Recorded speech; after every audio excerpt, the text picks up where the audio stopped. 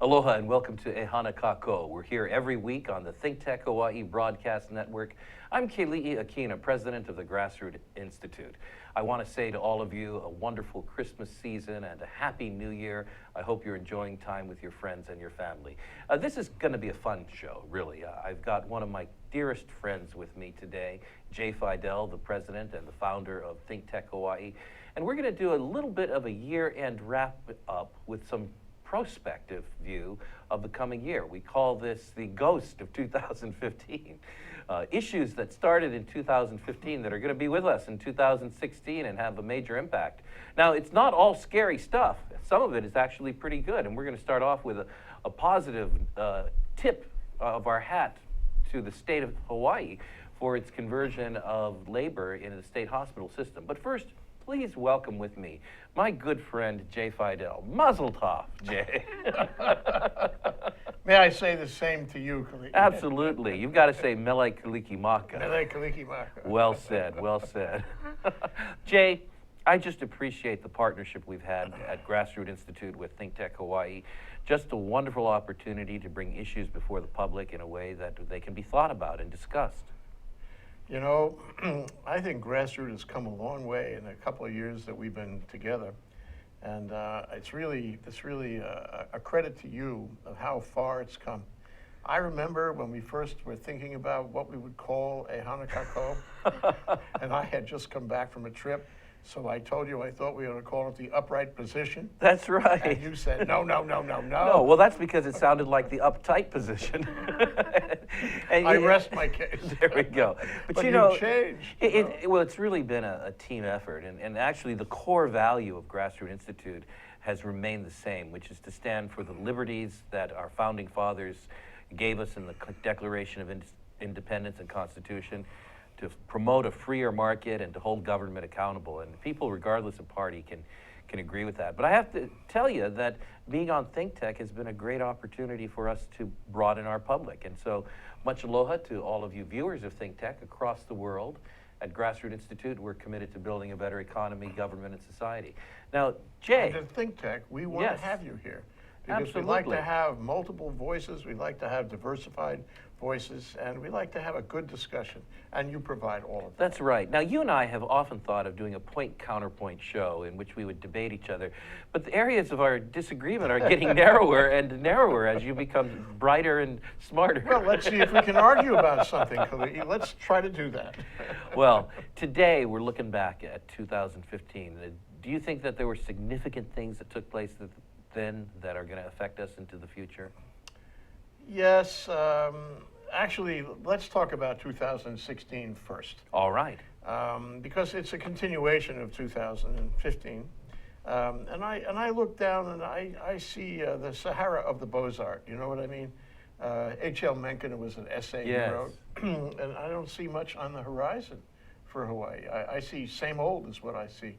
I don't see anything remarkable happening. Well, there is one area where there's a great glimmer of hope. And whenever I can take my hat off and tip it with praise to the state and the legislature and the governor, I will do so. And there was one event in 2015 that made that possible. And you recall our state hospital system was going bankrupt, basically. For a long time, Keli'i. And the biggest reason is the cost of labor. It had skyrocketed at the Maui Memorial Hospital. They were paying 70% of their entire budget just to labor. Which means they weren't keeping up the infrastructure, the equipment, the supplies, all the things you need to run a medical facility. Absolutely. There at the state hospital on Maui and elsewhere, clinics were closing, workers were being laid off, and ultimately people were not being serviced. That's terrible.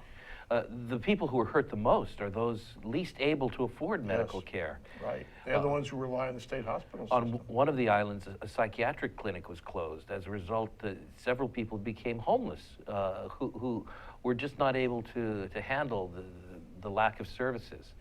It's awful. And a shame on all of us, on the state, for letting it get that bad. But you were instrumental in trying to fix it.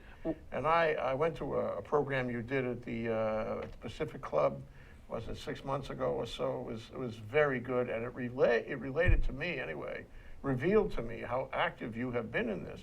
You've been involved in litigation, negotiation, batting heads, what have you, and it actually worked. Well, actually, we can't take the credit as Grassroots Institute. It was people in the entire community. Folks on Maui rose up, people on Oahu got together, and members of the unions actually joined in. See, one of the fundamental problems is this. The unions haven't kept up in their transformation as society has transformed. And as a result of the protective role they played for their workers, they ended up undercutting their workers by basically causing the cost of labor to skyrocket so much that the actual institutions they were serving, the hospitals, were becoming unsustainable. So why don't you take a moment and say what the fix was and will be? Well, the wonderful thing that took place is that the state legislature passed a law signed by the governor that allows Maui Memorial Hospital and the 3 entities on that island to transfer the labor contract for skilled labor, which is their most important cost, from a union, public sector union, to a private sector. And so some of the companies like Kaiser and Hawaii Pacific Health bid on that, and the contract has been awarded to Kaiser. That's going to bring in the private sector in order to run it in a more efficient way. It's a real win because it keeps the hospital open, so the people of Maui are served.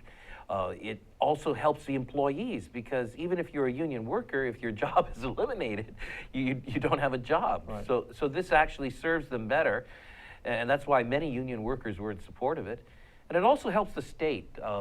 I think we're looking ahead to a brighter future with more opportunity for the people. With healthcare. Healthcare is so critical and so complex and so risky and affects everyone. So, you know, what strikes me, though, is this is a case where the unions, as you pointed out, have, you know, lost touch with the change in our times and with the evolution of our society here in Hawaii and elsewhere, but especially here. And this was a way to deal with it, and this was a way to get them on board and to have them recognize the realities and participate in the solution to the realities.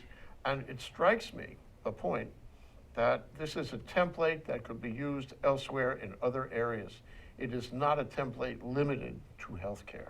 You're right.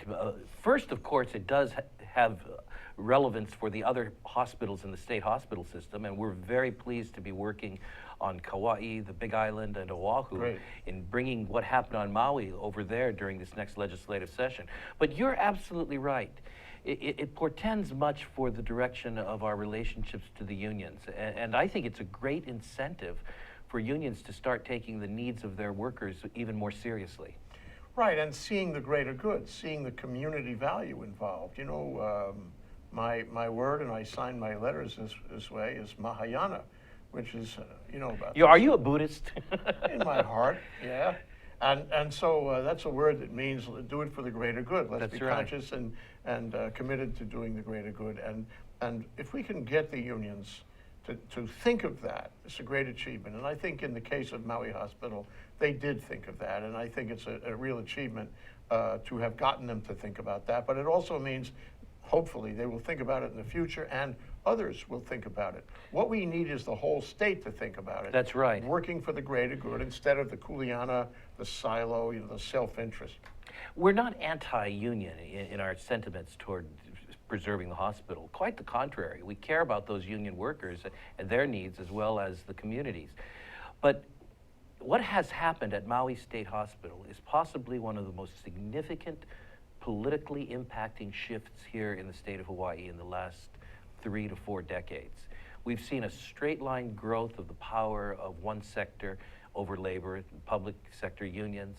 We've seen some of the problems with affording that, such as the cost of labor and the extensive unfunded liabilities. In fact, did you know right now, one way of calculating unfunded liabilities is to point out that for every single state worker who's on the pension plan, there's $28,000 of unfunded liability. Huge. That's huge. That means our grandchildren are going to be paying off. Huge. But it also means that the state infrastructure, state government, if you will, who qualify for these benefits, the state has too big an infrastructure, too many people, too many agencies, departments. I know I'm arguing to the choir here. Sure. But really, one of the reasons it's so big and it's so unbalanced is because we have too many people on the public payroll. Well, one of the things we talk about a lot at the Grassroots Institute is the free market. And by the free market, we don't mean the swap meet. We mean the opportunity for businesses to compete, in which case consumers actually benefit from that.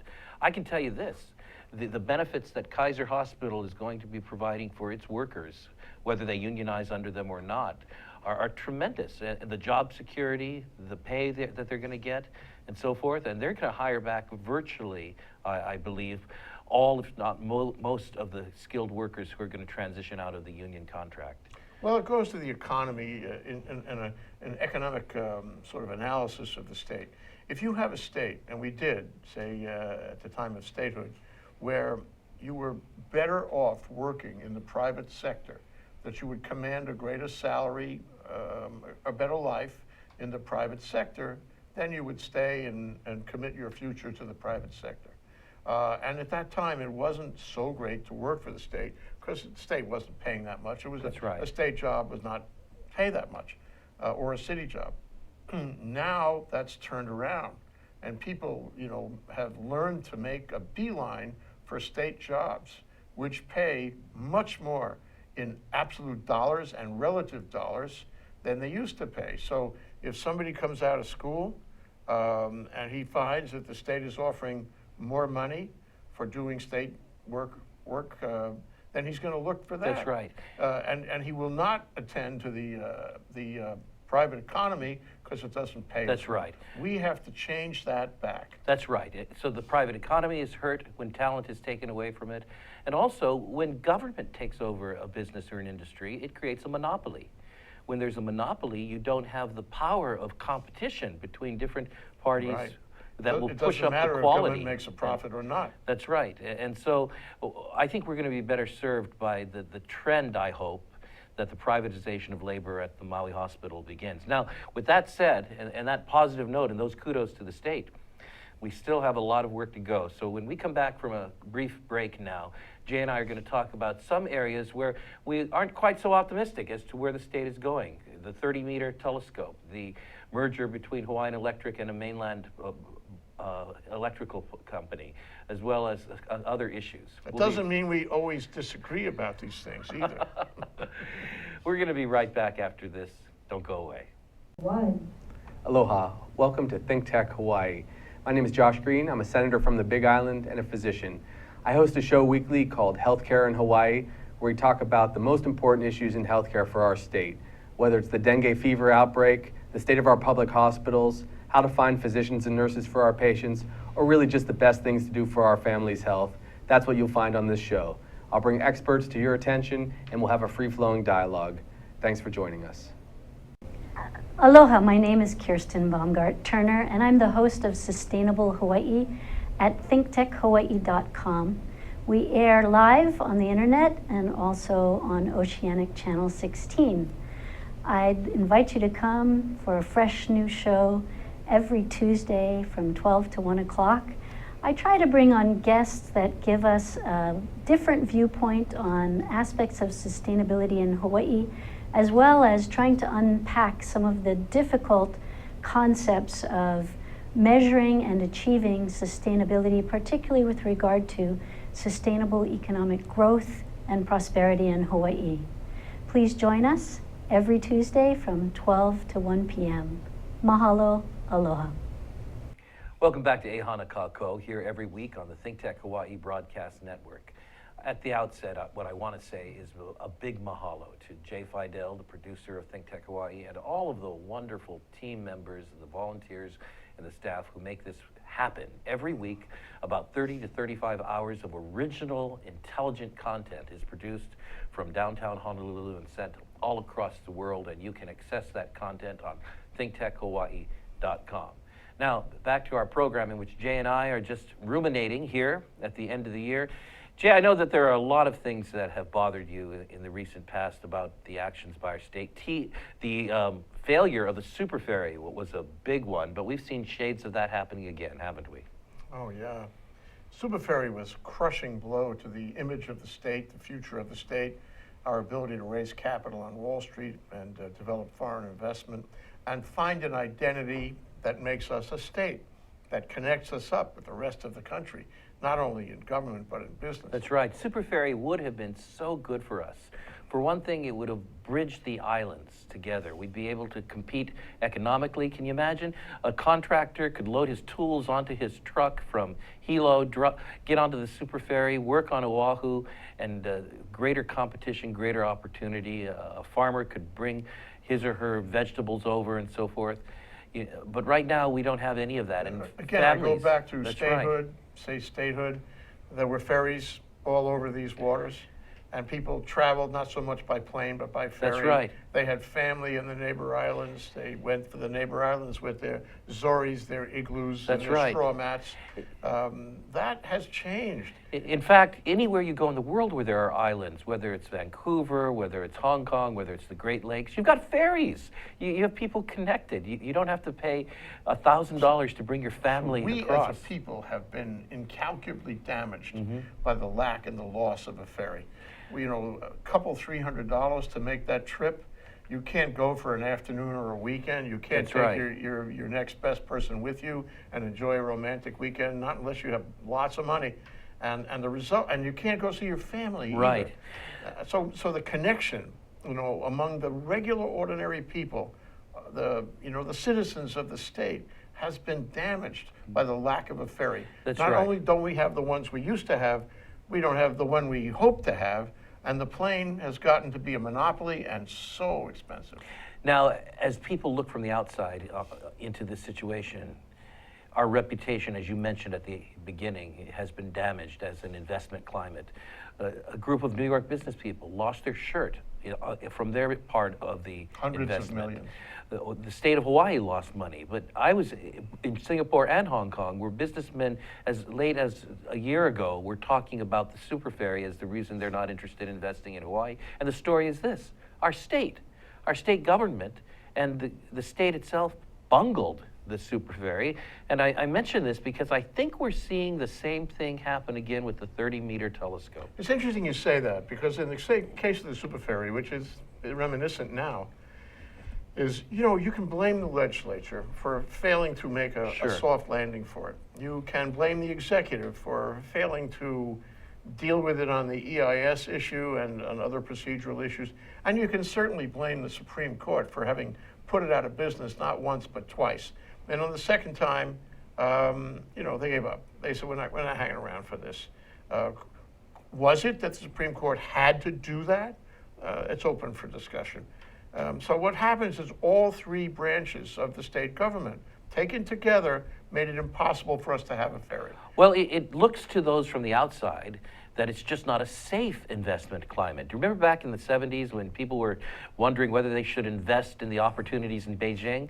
The whole issue of safety came up. Would the government somehow reappropriate their assets or Well, make yourself fail a to give lawyer. them permission? Make yourself a lawyer. I have one here. I don't need to. Okay, well, I'll be your lawyer if you want. I'll pay you $1. But imagine somebody walks into your office and says, I am from Minneapolis, and I would like to invest $500 million in the state of Hawaii. I need to know whether you think that is a safe investment. Well, here's the story that I'll tell you. I'll tell you that 6 nations got together, multiple universities, pooled an investment fund of $1.4 billion, took 9 years to vet the project and go through every permit requirement, got a sign-off on all the permits, including the cultural one from the Office of Hawaiian Affairs, showed up, attempted to begin construction, and then got hit with protests and ultimately were shut down by the court, saying that some T had not been crossed, some I had not been dotted in an earlier stage. And their equipment is rusting and now has just been removed from Mauna Kea, the 30-meter telescope. Jay, I'm very sensitive to the cultural concerns of my fellow Native Hawaiians with regard to that, so I'm not addressing that issue. What I am concerned about is how our state has bungled this project and damaged our investment climate. Huge bungle, huge.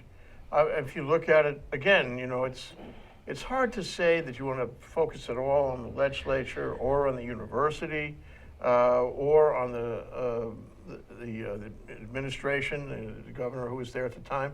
or for that matter, the Supreme Court. Again, Well, there's enough the blame to Supreme go Court around. was the, again, just as in Superferry, it was the coup de grace. And I believe, by the way, that it is very unlikely that this project will go forward. There was a piece in the paper a couple days ago about how the Telescope Consortium was waiting for instructions from somebody.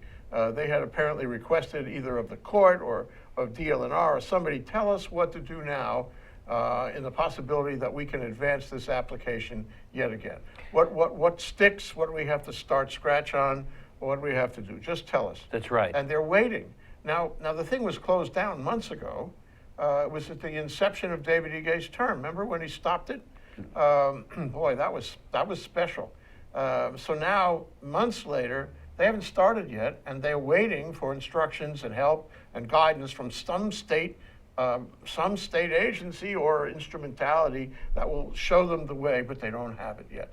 Do you really think this 1.4 or more, I consider it 2.0 billion. Well, there's the time value of money lost. But that too, add to that. So do you really think that this is going to happen? Do you really think this consortium, which is a conservative group of universities and governments, is going to want to invest here? I mean, I think they're going to write Mauna Kea off, and that means they're going to write Hawaii off for astronomy. Well, which is really tragic. What you described is tragic, and the other side of it is this. The Mauna Kea Telescope Consortium, the TMT Consortium, has been shell-shocked. They're not going to act and take any initiative without knowing that the state has approved it. And as you described, the state itself is failing to give any direction. It's the bottom line. It's a lack of We're leadership. sending them a message that we don't want them. And it's a lack of leadership on this issue. Right. There needs to be a leader who will stand up and say, this is the way. I'm going to fight for you. And in absence of that, we default to various protest groups. Now, as you know, the Grassroots Institute is a civil liberties organization, and we defend the First Amendment rights of anybody and everybody to stand up and say anything, and even to call on a new form of government. That's how we got started here in this country in the first place. So we don't have a problem with protest in and of itself, but there seems to have be growing a culture of protest here in the islands that puts the brakes on almost everything. It's not just a culture of protest. I would add that it's a culture of government unwilling to deal with it. You can come to me and say, I'm protesting your project. And I could say back to you, well, the guy who wants to do the project, he dotted all the I's, he crossed all the T's, he gave you, in essence, he gave you due process, he gave you everything that he had to, that he could give you, and now it's simply too late for you. So you're done. If you want to raise this kind of protest, you'll have to wait for the next project. But nobody ever says that. These protests are larger than life. They have a life of their own. They keep on going forever. Do you think that the protesters in the case of the 30-meter telescope will ever accept the telescope? No, it's a cause célèbre. It's like a religious experience. They're never going to accept it, and the government is always going to be afraid of them. And we're seeing this take place in many industries. We have a tremendous need for affordable housing throughout the state, but projects are being shut down right and left and delayed because protesters protest the environmental impact statement passage or so forth. We have a need to develop our agricultural industry on islands like Maui and Kauai, but there people rise up against whether it's pesticides or GMOs, not simply to give people other options, but rather to shut down in this industry. And so in industry after industry. Isn't it? It's more than protest. It's stop all progress. Well, and you're correct. The government response is key here. If the government fails to provide leadership and uphold the law, we don't have the first condition that a free market economy needs, which is the rule of law. And this is precisely what we don't have in nations in which we lack economic freedom. There are no rules of the game. You invest your money, contracts are not upheld, laws are not maintained, violations of law are not prosecuted. You can't keep your money safe in such an environment. And you can't make an investment. And that's the deeper problem to some of the issues that we're dealing with on the surface, such as homelessness, such as the lack of affordable housing. Sure, part of that can be dealt with by immediate band-aids and remedies and housing shelters and services, which are needed, but the root cause is the condition of our economy. And Well, you open a whole Pandora's box when you talk about affordable housing. I think it's fair to say we haven't made any significant progress on homelessness. on the island of Maui alone, there have been dozens of affordable project houses started over the last 12 years, totaling more than 2,200 proposed units, none of which have actually been completed. Why? Because when those projects get onto the docket and go before the Land Use Commission and other agencies, the government does not stand up to protesters. Loud voices from a minority pretending to represent large communities seem to be the ones who carry the political clout. And the bottom line in terms of the lack of leadership is a lack of courage. Yes. Well, and the result of all of this, not only in housing, but in Superferry, in the TMT, and GMOs and all that. I mean, our struggling agricultural, diversified agriculture has been critically wounded by this GMO initiative and those ordinances and statutes. See, But what I'm saying is that there's a feeling out there, Keli'i, we don't want progress. We stand in the way of progress. We collectively give you the result of no progress. there is no problem in a civil society of having a civil discourse over whether we should have certain level of GMOs or not, whether certain lands should be treated as sacred or not. The conversation, that's what we do at Think Tech, that's what we should be doing. But for individuals who do not constitute a majority to hold the society hostage with an anti-progress view is simply something that is not in keeping with a democratic state. Well, I'd like to take a moment and talk about the ghost of Christmas future with all of this, recognizing that we have an anti-progressive, ethic, that is a culture that is growing up in Hawaii, that is more and more visible with each protest, and more effective, it seems, with in which all branches of government are complicit, in which the people are silent, the silent majority, grumbling but not doing anything. I believe we're going to go backwater. We're going to go backwater. Our economy is going to deflate. It is going to have no prospect. It's a spiral down effect.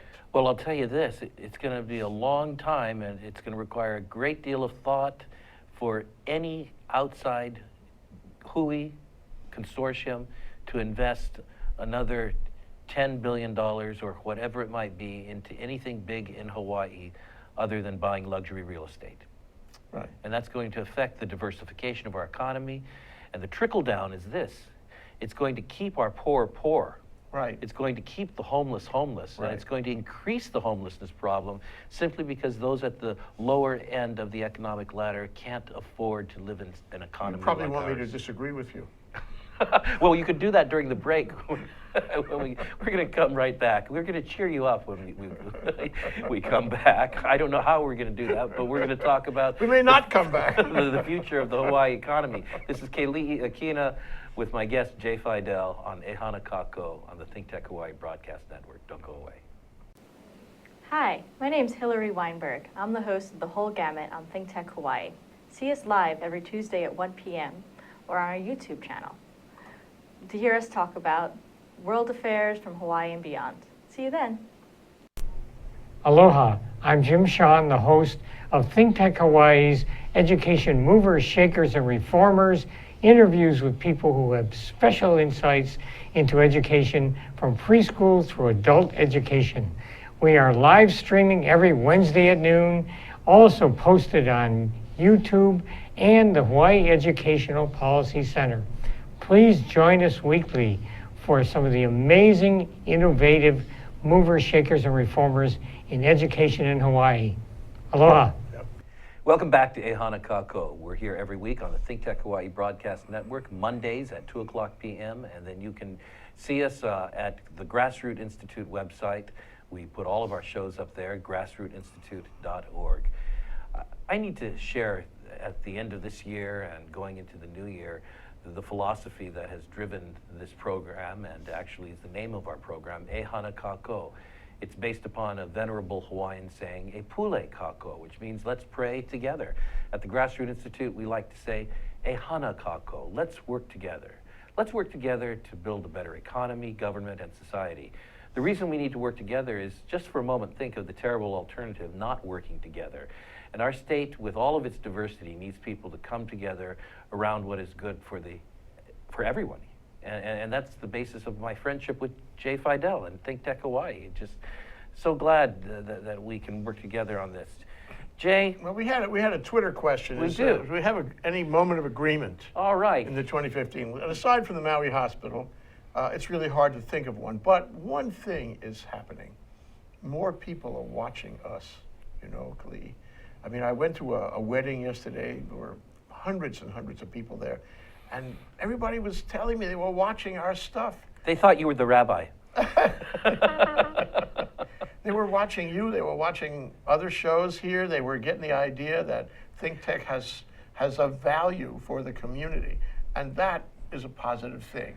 Well, that's a great thing. I want to say thanks to all of our viewers across the world and all throughout Hawaii. Now, Jay, one of the issues that I know has caused you some concern is the way our state government has managed a potential merger between Hawaiian Electric Industries and Next Era. And I know that you and I haven't necessarily taken sides on one option or another, but we have deep concerns over how our state is playing the midwife in this issue. Yeah, that's true. Do you remember we had a luncheon program early in 2015? That's right. About managing foreign investment. And it was built on the notion that, Hawaii has a sort of schizophrenic way of looking at this. There's some situations, some institutions that will take the position that foreign investment is great, it's wonderful, and that anybody coming from California is right. They know more than we do, they have more experience, and blah, blah, blah. And then other situations, it pops up where anybody coming from the mainland is wrong, it's paranoid. So it's cargo cult on the one side versus paranoia on the other side. And, these things are not rational, they're extremist things. And we have got to affirmatively, rationally manage foreign investment. We can't worry they're all going to cheat us, and we can't worry that they're all so great we have to listen to what they have to say. We have to manage them on our own terms, our own sense of place, our own culture, and so forth. But we can't either throw them out or have them come in too easily. Now, what's happening in NextEra? This is a major utility from Florida, which has made lots of acquisitions in the past few years, which is very successful. And which is willing to pay $4.3 billion to the stockholders of Hawaiian Electric for the company, and which is saying that they'll put in a lot more capital and technology. We've heard this before in other situations, in the telecommunications situation, for example, where was it Comcast wanted to buy Time Warner Oceanic Cable and other Time Warner facilities last year. There's nothing unusual about big companies buying little companies or smaller companies. There's nothing unusual about consolidating mergers and acquisitions. That's the way this country works. So I don't know what all the fuss is about, where it's necessary to beat them up on a regular basis. They're being beaten up. The people are making the most outrageous comments, not only critical but insulting comments to them. What's going on in the PUC, which meets at Blaisdell, so they can have a lot of people come by, it's not just a proceeding. It's a very nasty business. In the pure sense of a free market, you would allow private entities to compete for the greater good, to provide consumers the best service at the best price. But when we have government involved, even if it is for a due diligence purpose to protect the public, it is so easy to cross the line and turn the government itself into the king of the process, to turn the government into the one that says, this is the way, walk in it, the one that says, not that way, and so forth. And that is something that can become politicized. And I think that the process we're looking at has been vulnerable to that, would you say? Yeah, it is. I suppose it could go either way, but if you judge from the comments that are made at the PUC hearing, it doesn't look so good for NextEra, and it's hard to actually identify why. Then we have government on the opposite end of what it should be doing. Instead of obstructing future development here in Hawaii, our government should actually be promoting it. Our government should actually be courting it. It should.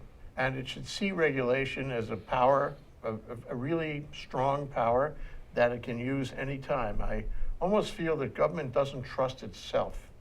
And government doesn't feel that it can control an entity coming in to buy our utility. They should be more confident. They should say, okay, you guys made a deal. It's an arm's length deal. You're going to pass money and paper and control, and we will regulate you going forward. We have the power, we have the legal authority to do that, and we will. But nobody really feels that way. They say, we've got to have all of your promises now. You've got to tell us your entire program going forward right now, and if we don't like what you tell us and what you promise us, we're not going to consider this deal in the public interest. That's right. That's a little harsh, I would say, and I think it's better to respect the deal the parties made, respect the wish of a party willing to make a multi-billion-dollar investment in Hawaii, to stay here and to lend its expertise and its capital to build this company. What's wrong with that? People started off on this thing on the wrong foot, and I think a lot of them are still on the wrong foot. And this whole, if you were counsel for NextEra, would you tell them to hang around and have some more of this? And you go back to the issue we raised earlier, the failing reputation of Hawaii as an investment climate, which is going to hurt everybody. Jay, before we leave, we just got a couple of minutes left. You've been observing some of the work we've been doing to try to preserve the aloha spirit, to try to fight the state government's efforts to create a race-based nation through a process of an election and a state constitutional convention for this group to create a sovereign nation. What have your thoughts been as you've been watching this go forward here in the state? What are we doing in Hawaii? I think the race-based nation issue is a huge problem for Hawaii. And I think that if you have to identify the different layers. It starts with, we say we don't want a telescope, but really we are angry, and we say we are angry, but really what is it? We're not satisfied with our lot in life economically. We feel the state has been taken away from us. We haven't had a fair chance to participate in the economic bounty post statehood. So we're angry, and we're gonna express that by stopping progress. And it's part of that protest thing that you were talking about. I think we have to get to the bottom of it. And I think there are fundamental changes that need to be made. I mean, for example, talk about affordable housing and homelessness. What about the cost of land? The cost of occupancy is simply too high as against wages. That's right. We are never going to be right until we fix that. We need the great Mahaley of 2016, and I don't think there's much of a chance we're going to have that, but we need to do substantial fundamental reforms if we're going to make this place livable. And I think you've hit the nail on the head here, reforms. The fact is that the idea that having a political identity as a nation really has very little, if anything at all, to do with raising people up economically, raising them up in terms of the real social needs that they have. Sure, you can call yourself a nation, but the real needs of the Native Hawaiian people and all people here are to use the resources that we have in a reformed and better sense. For example, the Hawaiian homelands, established in the 1920s. It needed reform very shortly after that. That's right, but it's the fourth largest land estate, and if it were managed properly, tremendous resources could come from that. I think the magic word is managed. That's right. Take the Office of Hawaiian Affairs. That gets a significant portion of revenues from our ceded lands that our airport sits on and other places. These tens of millions of dollars a year are part of a $600 million organization. And if the money was used for housing, for the medical needs, for education, for job creation, and so forth. People wouldn't be so angry. So the point is, it's not political sovereignty that is necessary.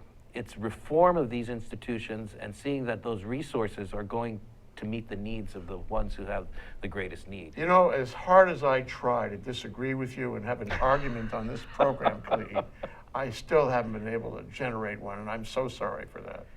J. Fidell, an icon, the man, the legend, the myth. Thank you so much, Keli'i. So glad you're here today.